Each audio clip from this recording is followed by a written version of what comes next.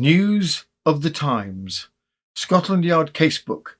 Harold Jones, the boy killer who fooled a town. Welcome to News of the Times.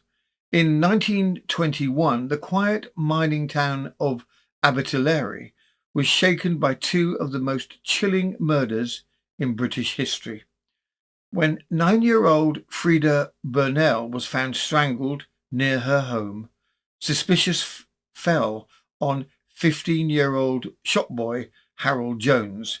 Despite damning clues, Jones was acquitted and celebrated as a local hero. Just weeks later, he struck again. 11-year-old Florence Little never came home, and her body was found hidden inside Jones's own house. This episode of Scotland Yard Casebook explores the shocking trial, the boy's cold confession of killing for the desire to kill, and how a community's celebration of innocence may have paved the way for a second tragedy. We also look at how psychologists later interpreted his actions and why Harold Jones remains one of the most notorious young killers in true crime history. And in today's end of episode further particulars segment, freshly released from prison and still wearing trousers held together by sheer optimism, 72-year-old William Willoughby embarked on a heartfelt mission to steal pewter pots in protest of post-prison fashion standards. When caught again, he treated the courtroom to a rousing speech covering train etiquette, bricklayers' insults, and the Great Storm of 1881, all before being sentenced for the 11th time.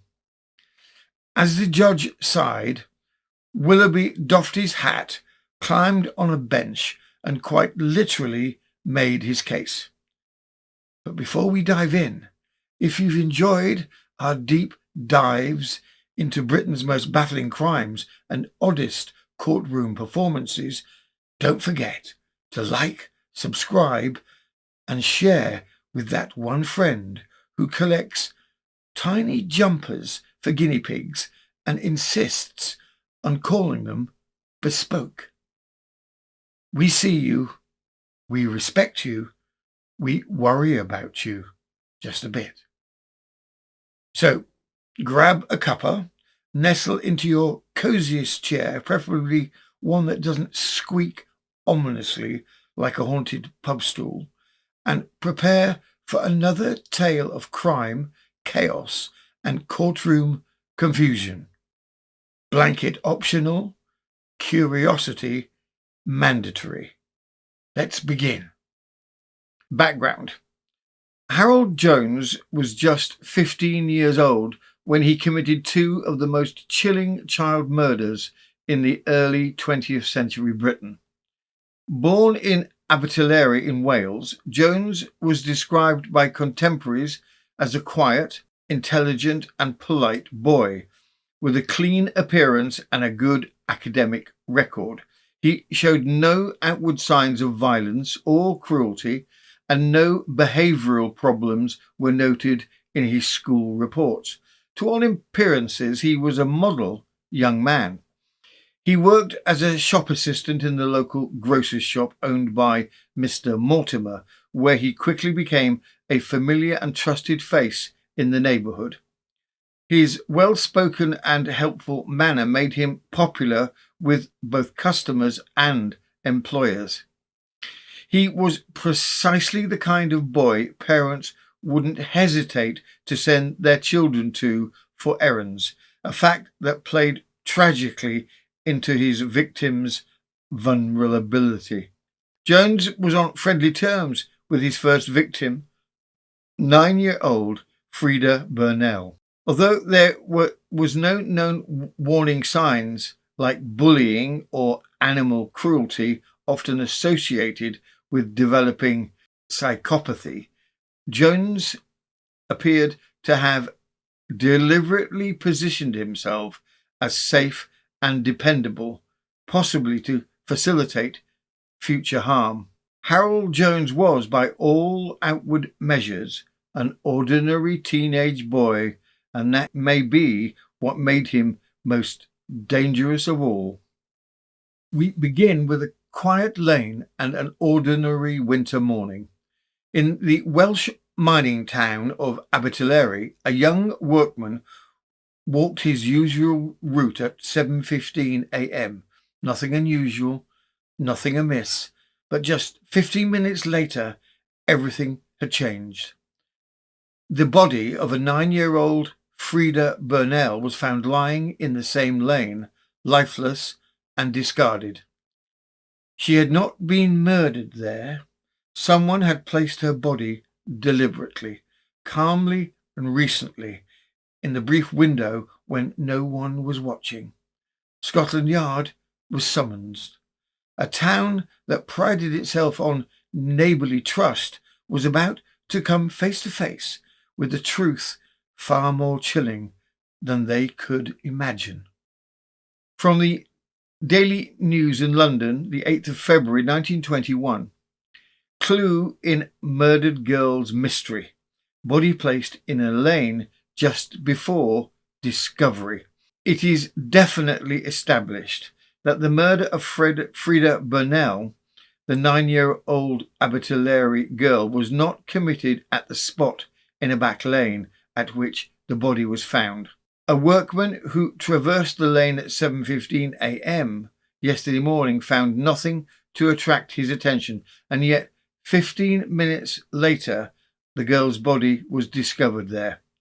Chief Detective Inspector Hayden and Detective Sergeant Soden of Scotland Yard journeyed to Abertillery today and are now in charge of the case. They have examined footprints in the mud at the foot of the mountains and are vigorously following up what is regarded as an important clue.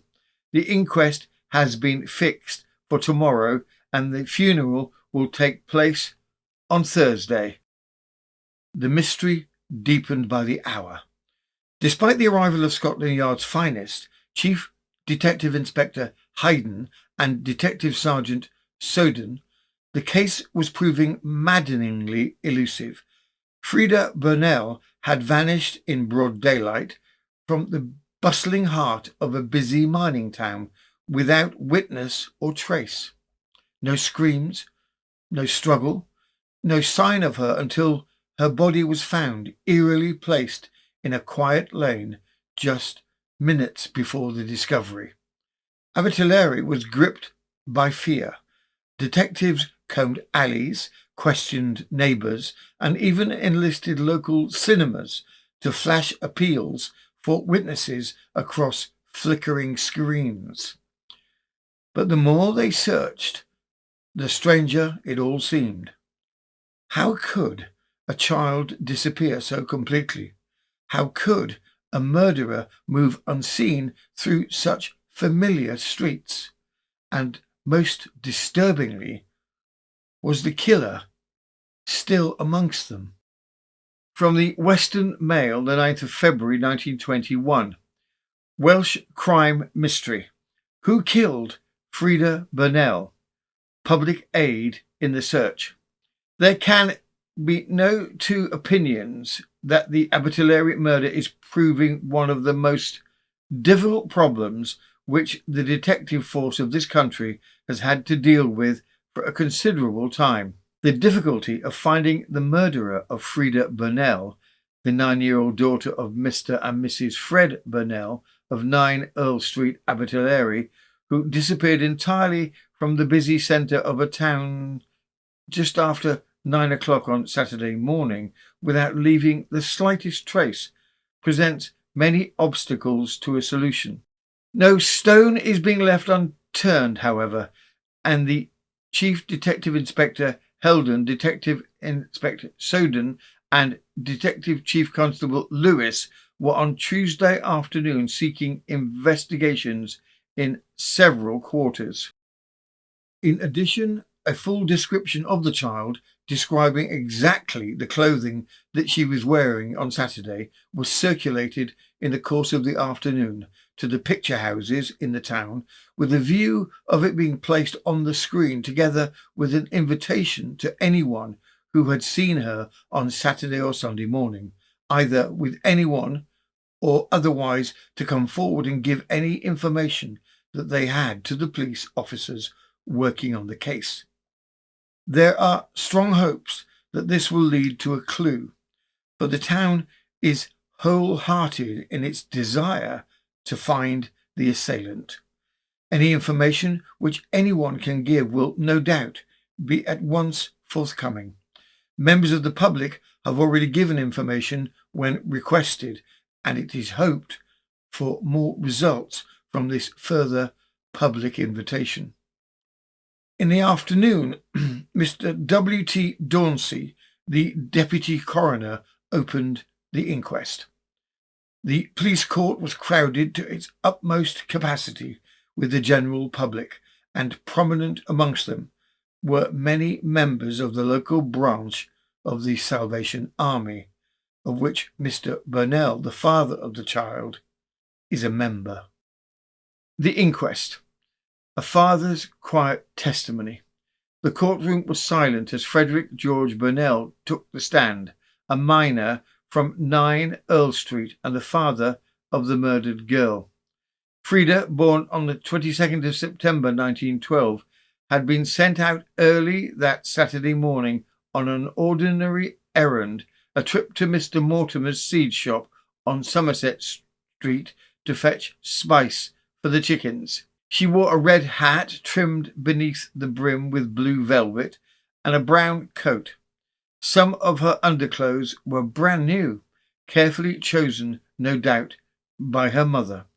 In her hand was a small black bag made from American cloth, stitched at home inside a single shilling for the purchase. She never returned, and her father never saw her alive again. Medical findings. The strangling of Frida Burnell. The post-mortem revealed a haunting detail. Frida Burnell had been strangled with her own scarf. Authorities believed the child was lured into a nearby house, stable, or concealed space, a place where her sudden scream might have echoed too loudly. To silence her, the killer struck a violent blow to the right temple. Although the skull was not fractured, the impact was described as severe. Death is believed followed swiftly. The evidence suggests the murder occurred not long after Frida left her home that morning.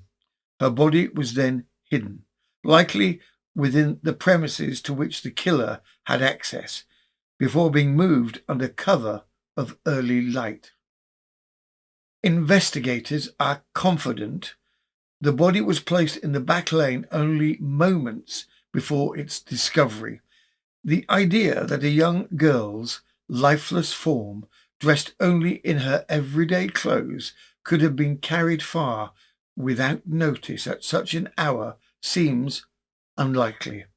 Whoever killed Frida likely did so nearby and knew the area well.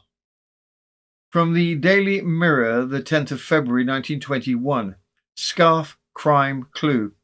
Important find by police in the Welsh mystery.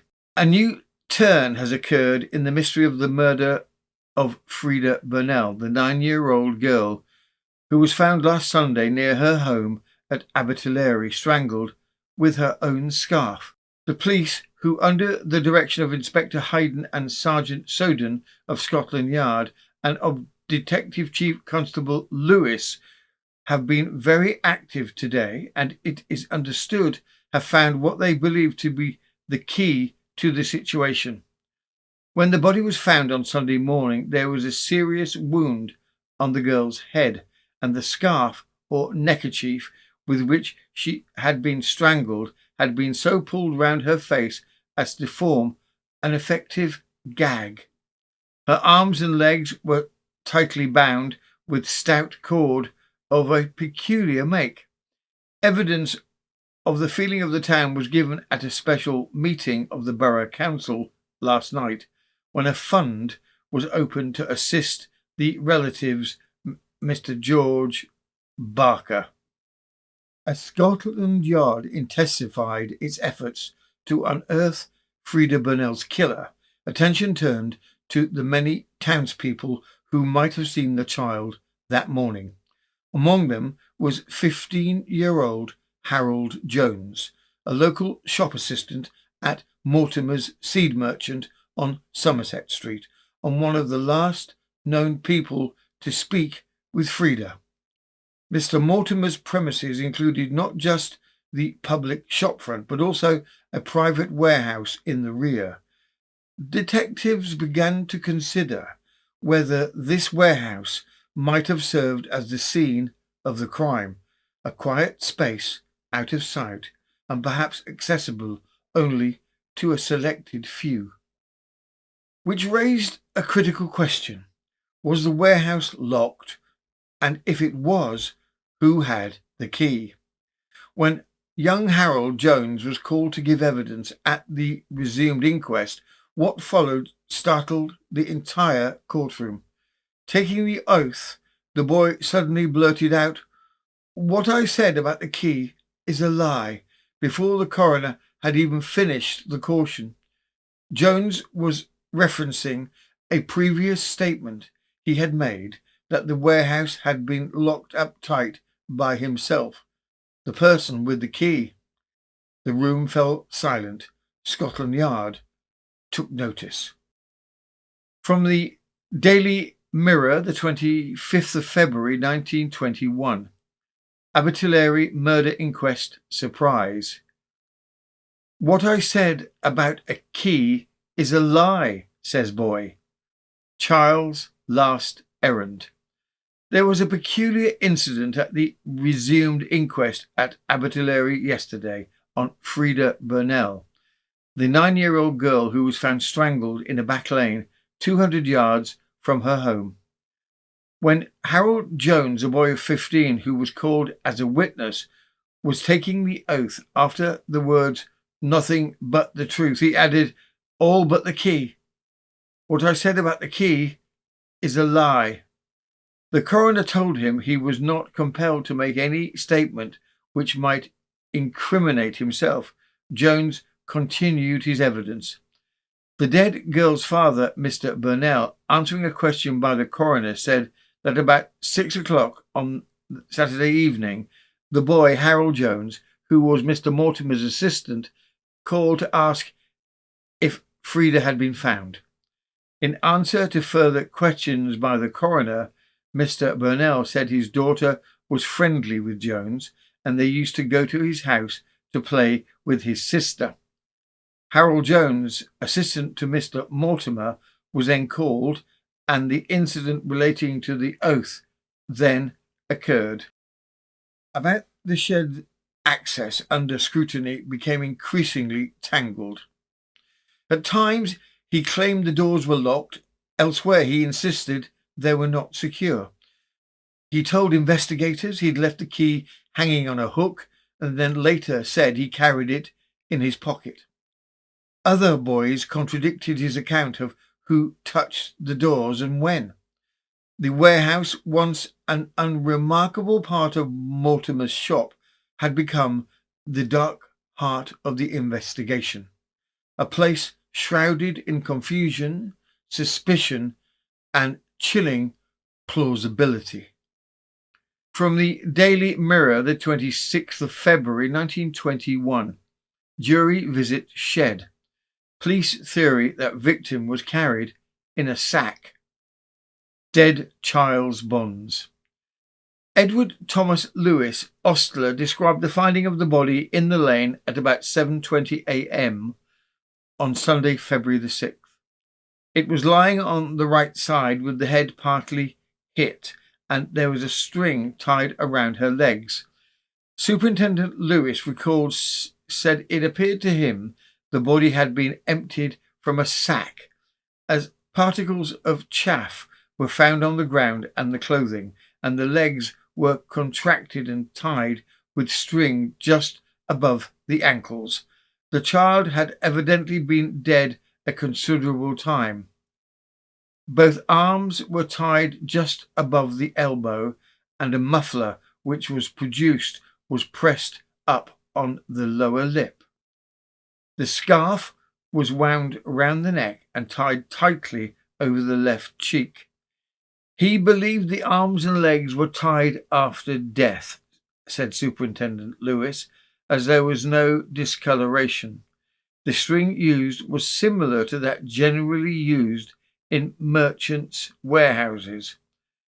Superintendent Lewis then gave details of his visit to the corn merchant's shed and the discovery of a pocket handkerchief which was subsequently identified as belonging to Ivy Burnell, sister of the dead girl. As the inquest wore on, inconsistencies in Harold Jones's testimony began to draw closer scrutiny. Of all the swirling questions, one remained central. Was the warehouse, the suspected site of the murder, locked or unlocked at the time of the crime? Jones was cross-examined again. Jones would go on record stating it was unlocked, a detail with enormous implications. What followed was an intense and protracted cross-examination, and a boy under oath sticking to his version of events, even as doubt crept in. From the Daily Mirror, the 2nd of March, 1921. Shopboy's ordeal at Acquittal inquest, recalled and questioned for 4.5 hours. New story of saga, holds firmly to the account, visits the shed. For 4.5 hours yesterday, Harold Jones, the 15-year-old boy, was subjected to searching examination by the Acquittal coroner at the resumed inquest on Frida Burnell. This was the second time that Jones had given evidence at the inquiry. At the previous hearing, he was in the witness box for 4 hours. Jones is an assistant at Mr. Mortimer's seed stores, to which Frida Burnell was sent on an errand on Saturday. She disappeared the same morning, and the next day was found strangled in a lane near her home. Her body had apparently been carried into the lane in a sack. A girl's handkerchief was found in a shed belonging to Mr. Mortimer, but proceedings at the previous day's inquest were mainly taken up by improving the instances relating to the finding of a sack on the main road by Harold Jones and his company with other boys. Jones again cautioned. When Jones was recalled yesterday, the coroner again warned him to start he need not answer any questions which might incriminate him. Asked what his movements were after he opened up the store on Sunday, Jones said he was with the chickens in the shed. He had the key at the shed in his pocket, and after feeding the chickens, he locked both doors of the shed and left the key at Mr. Mortimer's house. Jones denied a statement made by his employer's son that when he went together into the shed on Saturday to fetch some potatoes, Jones told him to wait outside and look after the truck. Answering the coroner, he said that he was with the youth named Edward Clisset and that he had forgotten to lock the door of the shed after he fed the chickens on Saturday. The coroner pressed Jones on the point of whether the door of the shed was open when he went there on the Sunday morning. Jones answered that it was. After days of intense testimony and growing public tension, the inquest jury initially delivered a cautious verdict: murder by a person or persons unknown. But the coroner, unsatisfied, refused to accept it. He ordered the jury to reconsider, and behind closed doors, something shifted. With visible reluctance, the jury returned and named the boy who had been at the centre of the suspicion all along Harold Jones. From the Daily Mirror, the 8th of March 1921, arrest of a boy in Welsh mystery. Acquittal coroner rejects an open verdict. Jury's decision. Examination of a sack gives negative result. There was a sensational development last night in the mystery surrounding the death of Frida Burnell, the 9-year-old girl found strangled near her home at Acquittal. Following the inquest at which a verdict of murder against some person or persons unknown was returned, the police arrested Harold Jones, aged 15, a shop assistant, one of the witnesses at the inquiry, and he will be brought before the magistrates today. A dramatic incident occurred at the inquest yesterday when the coroner refused to accept an open verdict. The jury, who, the foreman said, could not come to an agreement, were ordered to retire to reconsider their decision. After the second retirement, the jury returned a verdict as stated above. When the trial finally opened at the Monmouthshire Assizes, the courtroom was packed, the air thick with anticipation, fear and disbelief. Despite the weight of circumstantial evidence and the unsettling contradictions in his own testimony, Harold Jones pleaded not guilty to the murder of Frida Burnell. His defence leaned heavily on character. Employers spoke warmly of his reliability. Neighbours described him as polite, clean and clever. His parents swore to his good nature. And in a final twist, the defence floated the shadowy possibility of a mysterious stranger, an unknown presence said to have been lurking nearby on the day of Frida's disappearance, due to, as per the earlier testimony of Harold Jones, the warehouse being unlocked during the crime as he had forgotten to lock the doors. After just 5 hours of deliberation, the jury delivered their verdict. Not guilty.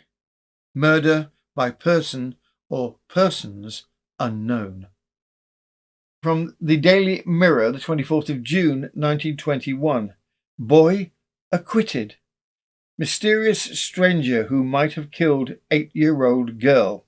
Harold Jones, the 15-year-old Acquittal errand boy, found not guilty at Monmouthshire Assizes today on the charge of murdering little Frida Burnell, the 8-year-old Acquittal child, maintained his nonchalant and carefree attitude right up to the moment that he was set free. Mr. J.B. Matthews, his counsel, made a dramatic speech and suggested that a mysterious stranger who was seen hanging around the locality was the possible murderer. Equally striking was the prosecutor's concluding address for the Crown. The boy's demeanour, he said, seems to be that of heartless callousness and not that of a consciously innocent, as he had been suggested. He is a boy with a heart of stone, devoid of pity, sympathy, or compassion. Back in Acquittal, the verdict met not with suspicion, but with applause. Crowds gathered to welcome Jones home like a returning hero. He was hoisted onto a charabanc and cheered through the streets, schoolboys running alongside. Locals pressed forward to shake his hand. A collection was taken up. He was presented with a gold pocket watch. For a brief, unsettling moment, the boy, once suspected of child murder, became a local celebrity. And then the unthinkable. Just 2 weeks after Harold Jones walked free, celebrated through the streets of Acquittal as a wronged boy done good, Another child vanished, 11-year-old Florence Little, a near neighbour of the Jones family, who failed to return home. This time, there was no delay in the town's fear. The jubilant relief that had swept through the valley curdled into cold parental terror, and then terror turned horror. Florence's lifeless body was found, hidden in the attic of the house where Harold Jones lived. From the Daily Mirror, the 11th of June 1921. Police search in Welsh mystery. The story of knife and stick found in boy's home. Jones remanded. Ground floor crime theory. Rope around the girl's body. Further remarkable developments have followed the sensational arrest of Harold Jones, the youth of 15, charged with the murder of Florence Little, a bright little girl of 11 who disappeared from her home at Acquittal. Jones, who was acquitted on June the 23rd on the charge of murdering Frida Burnell, aged 8, was taken to Abercairn on Saturday and brought before the magistrate and remanded. The new charge against Jones followed a vain all-night search for Florence by thousands of people, many with mining safety lamps. Bloodhounds were also used. The girl's body was discovered in an attic of Harold Jones's house, and later, says a Newport message, there was an official confirmation of a statement that the police found a blood-stained knife and a blood-stained stick in the house. The knife was in a table drawer and the stick in a boiler in a back kitchen. Neighbours who visited the house alleged that there were bloodstains up all the stairs and on the landing immediately under the trap door leading to the attic where the girl's body was found. Evidently, they stated, several attempts had been made to wash away the stains. A rope was tied around the body and a handkerchief was attached to the loose ends of the rope, which gives rise to the belief that the crime was committed on the ground level, the body then being taken upstairs and pulled up through the trapdoor. Mother faints. Police find body after climb through hole in the ceiling.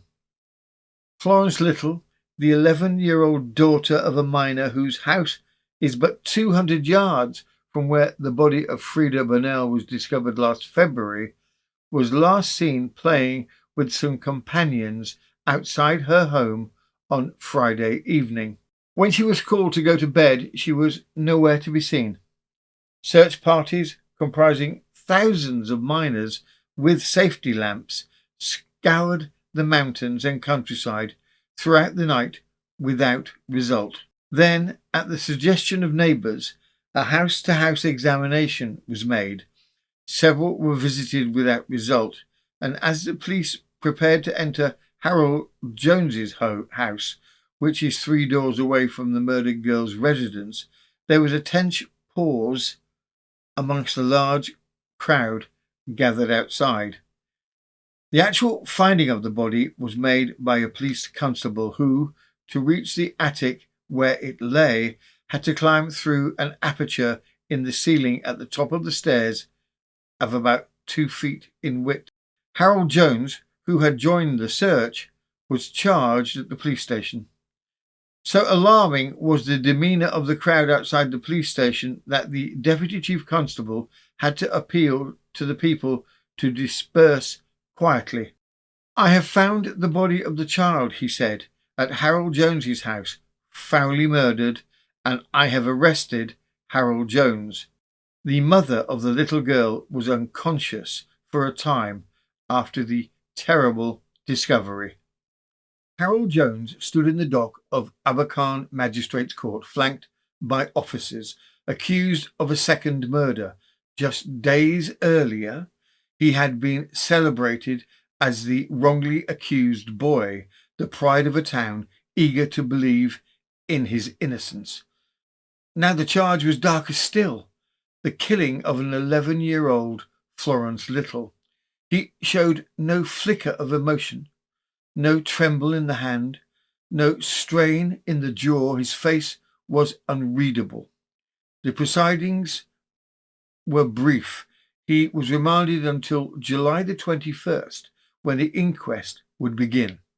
Outside the courtroom, his father offered an unshaken defence. Harold is adamant he's done nothing wrong, he told reporters. When the police confronted him, he said straight out, I know nothing about it. The boy had even joined the frantic search party the night Florence vanished, walking the streets from 10:30 until nearly 4 in the morning. When he returned home, he ate quietly, slipped into bed, and, according to a friend who stayed the night, slept like a rock. But now, just a week after the town had carried him on their shoulders, Harold Jones stood alone at the inquest of Florence Little.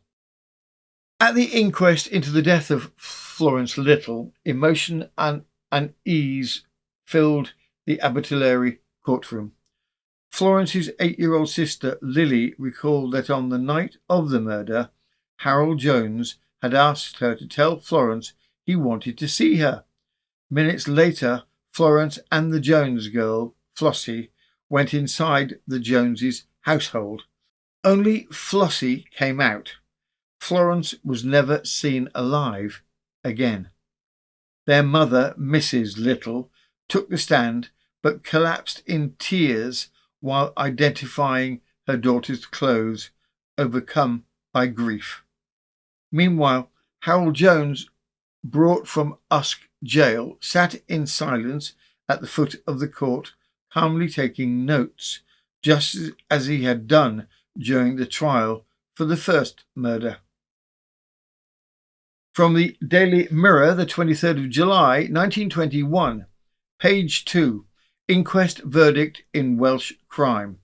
Jury finds willful murder against Harold Jones. Mother collapses. Analytical experts evidence of suspicious bloodstains. Willful murder was the verdict brought by the coroner's jury against the boy Harold Jones at the inquest at Acquittal yesterday on Florence Little, the 11-year-old girl whose body was found in Jones's house. Almost immediately after the coroner had committed him for trial, Harold Jones was brought before a magistrate and was formally remanded until Wednesday next, when the police court proceedings will take place.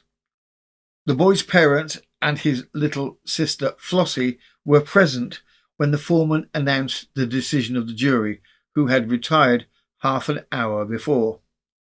On hearing the words, the boy's mother uttered a cry and fell back. She was removed from the courtroom while Flossie cried bitterly. The boy himself showed no signs of emotion. The coroner, in summing up, confessed he could see no motive for the crime. The jury might be of an opinion that it was the act of a madman, but they had no jurisdiction to inquire into the mind of a person. The analyst's evidence. Experts' tale of marks on Harold Jones's clothing and the wallpaper. Dramatic medical evidence by analysts and a doctor was the feature of the inquest on Florence Little when it was resumed. Dr. Cox, a member of the Institute of Chemistry and assistant county analyst, said he went to the Joneses' house and cut parts of a window frame bearing stains. Some of the stains were subsequently proved to be blood. Blue trousers, which he was told were those worn by Jones at the time of his arrest, bore stains, some of which were very suspicious indeed, having been wiped. All these stains, said Dr. Thompson, are positively human blood. The blood was comparatively fresh and strictly comparable in all respects to what was found on the child's clothing. Definite marks. A handkerchief bore numerous bloodstains, and a clasp knife, which the father said he had used for killing chickens and with which he had cut his finger, had thick human bloodstains from end to end of the blade. The girl's clothing and the grey army shirt were soaked in definite human blood.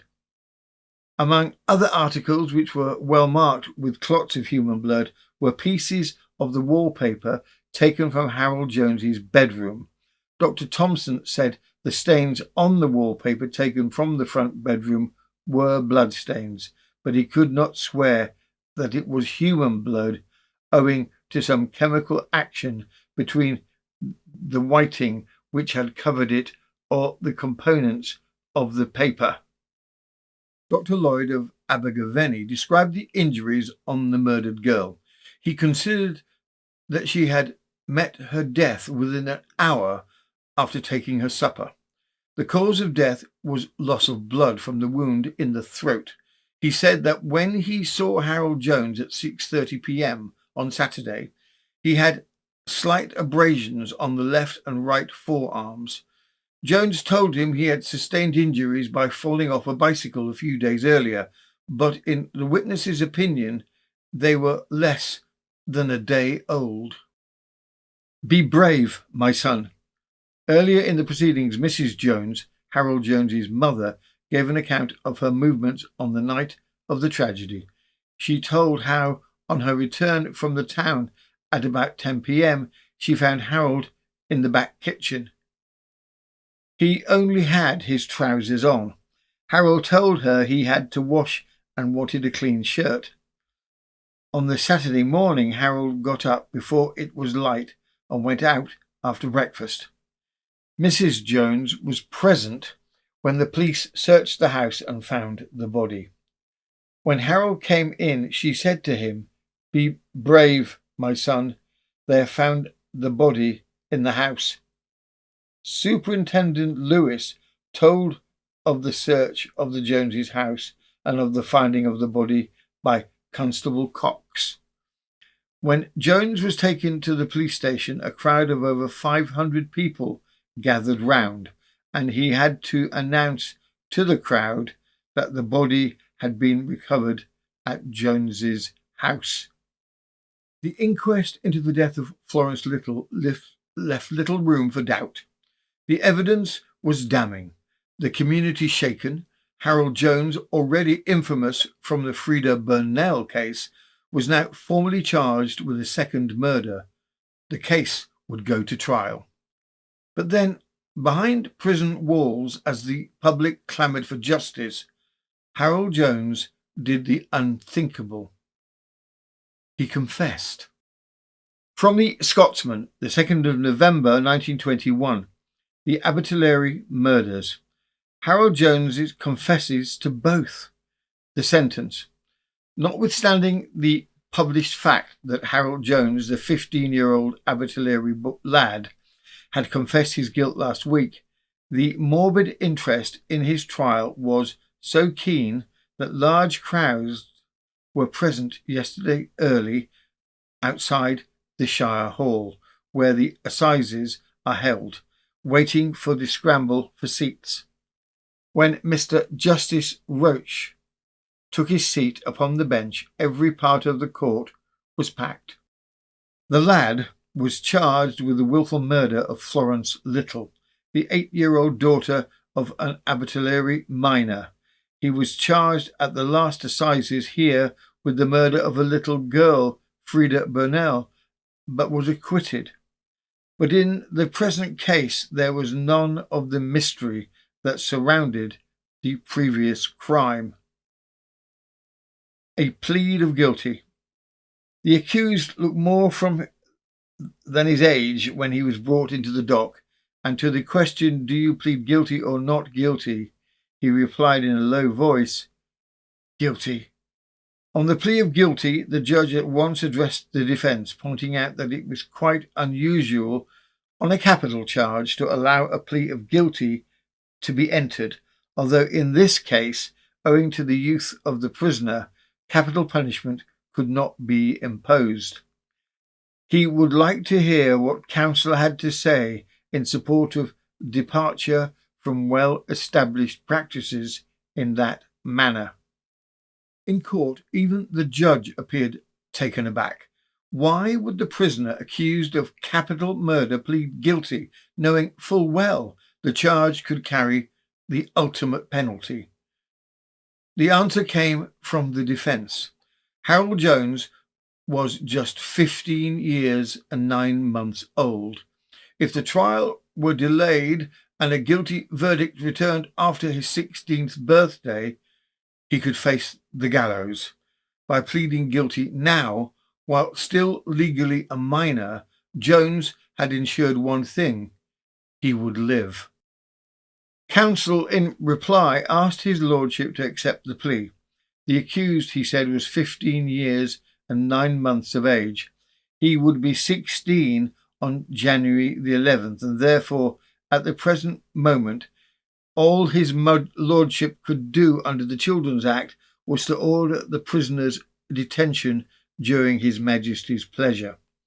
On the other hand, if for any reason the trial should go over into January the 11th, other consequences might ensue. Counsel added that the case had caused him and those instructing him the greatest anxiety. They had given the most careful consideration to the whole evidence with a view to the best course being adopted on behalf of this boy. The boy fully appreciated the plea he was making, and he had instructed them that he wished the plea to be put forward on his behalf. They had not merely consulted him, they had consulted his parents, to whom this tragedy had caused the greatest grief and suffering. The question was whether the accused rightly apprehended the nature of his plea. In that case, he could call evidence to show Harold Jones did so. The position had never arisen before in which a sentence of death might be passed at some future time. The judge said he would like to hear Mr. Vachel's state briefly the case for the Crown before he gave his decision. He apprehended that it depended on considerations of the gravitas of the crime as well as of the consequences. Story of the crime. Mr. Vachel then briefly related the circumstances of the crime, of the missing of the girl and the search by her mother, of Harold Jones's denials of the search party which went out to try and find the little girl in which Harold Jones took part, and then of the finding of the body in the loft at the accused's house. Mr. Justice Roche, having reviewed counsel's statements and the facts shown on the depositions, said he was satisfied, and in the circumstances directed a plea of guilty to be entered. Mr. Vachel said he was in a position to read a statement made by the accused in prison. The defence said his lordship should understand the circumstances under which the statement was made. It was made to the prison chaplain while the accused was in custody and in reply to questions put to him. The confession. Mr. Vachel then read the statement which he said was written in pencil in the prisoner's own hand. September the 17th, 1921. I, Harold Jones, do confess that I willingly and deliberately murdered Flora Little on the 8th of July, causing her to die without preparations to meet her God, the reason for doing so being a desire to kill. Flora was about to leave the house when I got hold of her and seized her and cut her throat with a knife in the back kitchen, putting her head over the sink. I then went into the front room, leaving Flora Little's body in the sink. I returned to the kitchen, bringing with me a shirt which I wrapped around the head. I then carried the body upstairs I then brought a little table out of my room.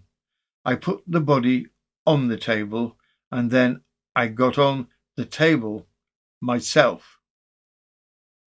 I then took the body under the arms and tried to push it up through the manhole in the garret. I then replaced the body on the table and went downstairs to get a rope from outside in the backyard. I then returned upstairs and tied the rope around the body, and then I got onto the table and dragged myself through the manhole with the end of the rope in my hands. Finding the rope was not long enough to enable me to get right up through the manhole, I then dropped back onto the table and tied my handkerchief onto the rope. I then clambered back through the manhole and dragged the body up onto the loft. After getting onto the table, I replaced the cover on the manhole. I then replaced the table in my room and went downstairs, and I got a bowl of water and a cloth, and I took it upstairs to wash off the stains of blood on the walls, on the landing, and on the table. I then went downstairs to fetch a candle. Finding more bloodstains, I washed them off. I then went downstairs, throwing the water out of the bowl into the sink. Just as I was having a bath, Mrs. Little came to the door just as I washed my head and the top of my body. I denied that Florrie was in the house. I then went back and finished my bath. I hereby declare the above statement to be true. Harold Jones. Having read this statement, Mr. Vachel referred to another, which he said had no reference to the present case, but which he begged leave to read in the public interest. The judge: I'll see about that, but the time is not yet. In passing sentence, his lordship said, words are not wanted, and I think they are useless in this case. My duty is simply to pass on you the sentence which the Act of Parliament has decreed shall be sentenced passed on anyone under 16 years of age who is convicted or pleads guilty to this offence. The sentence upon you is that you will be detained during His Majesty's pleasure. The prisoner, who heard the sentence, calmly turned quickly and went below. The murder of Frida Burnell. Mr. Vachel, referring to the second statement, said his only object in reading it was because the Director of Public Prosecutions desired that it should be read.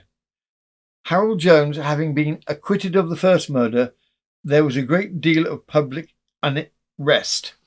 Everyone believed he was innocent, and the parents generally were much disturbed as to what might happen to their children, because if Harold Jones was not guilty, it was evident that the culprit was still at large. It was satisfactory to know that the author of both these crimes was now in safe custody. Counsel then read this statement: I, Harold Jones, wilfully and deliberately murdered Frida Burnell in Mr. Mortimer's warehouse on the 5th of February. Harold Jones. After some discussions on defence's intimation that in other circumstances it would have been his duty to present a case with regard to the boy's state of mind, the judge observed, there is, to my mind, on the evidence, no ground or suggestion for saying he is otherwise than sane. Let him go away from here as quietly as possible, continued his lordship.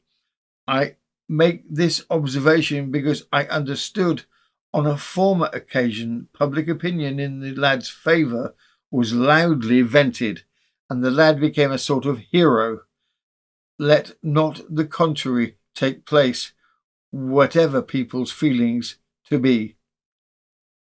Among the motives which contributed to the second crime was overwhelming vanity and a desire to be in the public eye, which could not have been fed by the unseemly and unnatural demonstrations which I understood took place on that former occasion.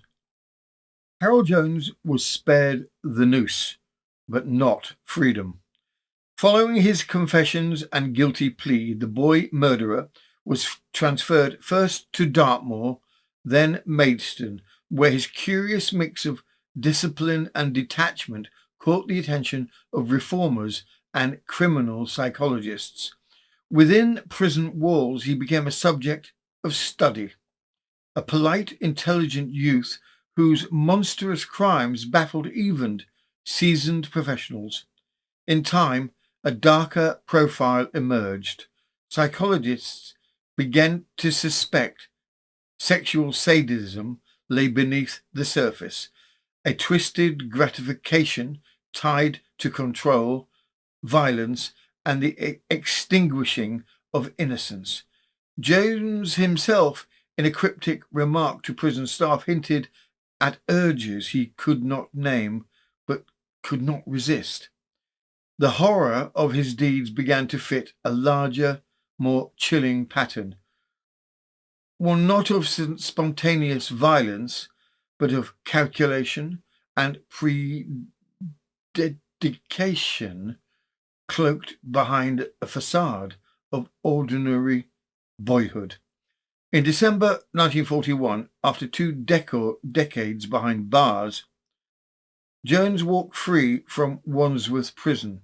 He married, he fathered a child, and quietly vanished into British suburbia, living under an assumed name. For years, he passed an unremarkable man in an unremarkable life, until death caught up with him in 1971. But the town of Acquittal, and for the families left broken in his wake, Harold Jones would forever be remembered not as a quiet man, but as the boy who fooled them all. Further particulars. In today's further particulars, we bring you the curious tale of a 72-year-old pewter thief with a flair for courtroom theatrics and just the faintest whiff of Dickens. Meet William Willoughby, a gentleman burglar with a battered coat, a grievance about trousers, and many thoughts about the British penal system. Fresh out of Wormwood Scrubs and back in the dock within 2 days, Willoughby delivers what can only be described as the most accidentally entertaining TED Talk in the history of Clerkenwell sessions. Was he a serial pewter pot pilferer? Certainly. A menace to taverns from Lambeth to Holborn? Absolutely. But also, possibly, the only man to suggest he turned to crime due to a storm in 1881.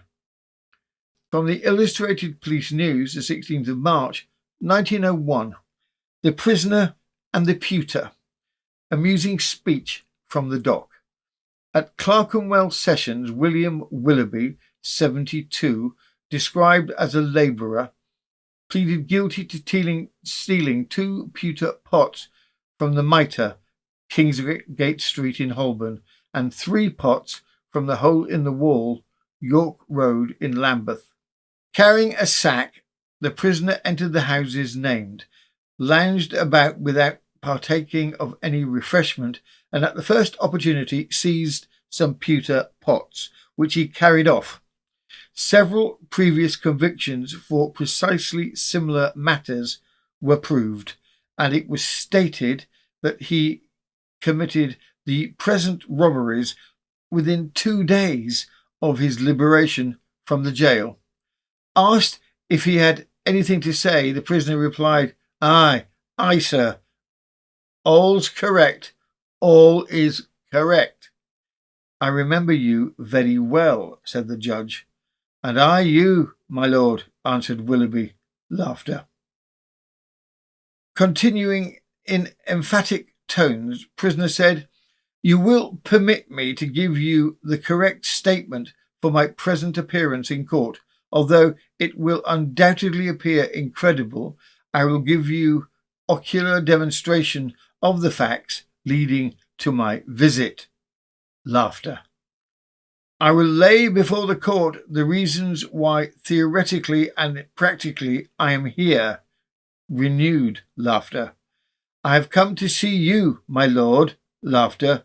It is a great wonder I did not call round at your private residence in the square. Loud laughter. Leaving Wormwood Scrubbs prison, you are compelled to remain under the discipline of the jailers until you receive your railway ticket and gratuity. You don't even get those until you are safe in the carriage. The dress and incorrigible appearance of the Maine renders them liable to insult and ill usage directly the protection of the warders is withdrawn. That is what I want to remedy. When you're liberated, you should have proper clothes. I was sent out in these rags, although I pointed out that I could not go without a decent pair of trousers.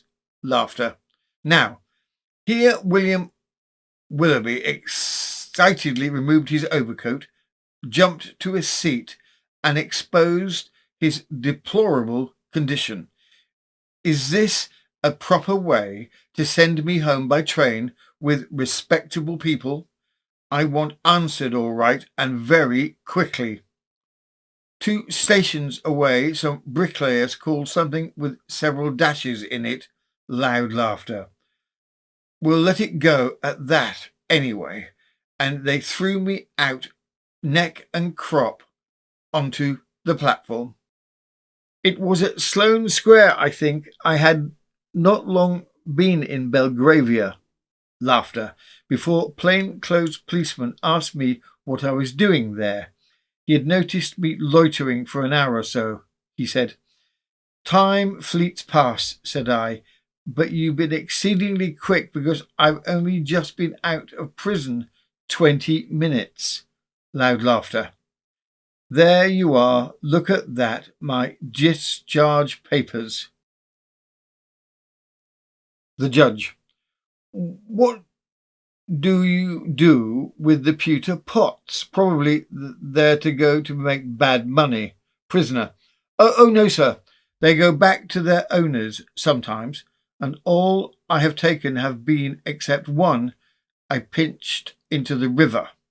I have many times returned them myself. Tell them I found them in a parcel. Sometimes I get a drink of beer for it, or more likely a jolly good punch on the nose from the potman. Laughter. I have been in good positions. My failure in life resulted not from my own folly, but from the terrible storm of January the 17th, 1881, as I told you before, sir. Then Willoughby told an exciting story of raging seas and wicked storms which wrecked his ships and ruined his career. I lost all that I possessed, he said, by act of Providence. The judge said, I don't want a lengthy biographical sketch. It may interest the readers of newspapers, but it is wasting valuable time. You will be imprisoned for 18 months. And so the case of Harold Jones slinks back into the archives, a tale of murder, misplaced trust, and one very undeserved gold pocket watch. We'll be back with more historical misdeeds just as soon as we're locked in the attic, fed the suspicious chickens, and double-checked the neighbours for signs of latent villainy. Like, subscribe, share. Confuse a meerkat. If you've enjoyed this descent into historical horror, give us a like, subscribe for more grim delight, and share this with someone who's almost as suspicious as a warehouse key that moves on its own. And remember, every time you click like, A meerkat gets promoted within YouTube algorithms Ministry of Unexplained Preferences. Don't let the squirrels win. And if you enjoy tales of historical mayhem, misplaced optimism, and people behaving in ways that would make a meerkat raise an eyebrow, consider joining us on Patreon. You'll get early access to all episodes, bonus content, and enough free ad Victorian murder and scandal to wallpaper a modest parlour. Tea optional, morbid curiosity encouraged. Patreon.com/News of the Times. This has been News of the Times, and I am Robin Coles, certified in advanced atmospheric gloom and a minor in gaslamp wobble and misplaced footsteps.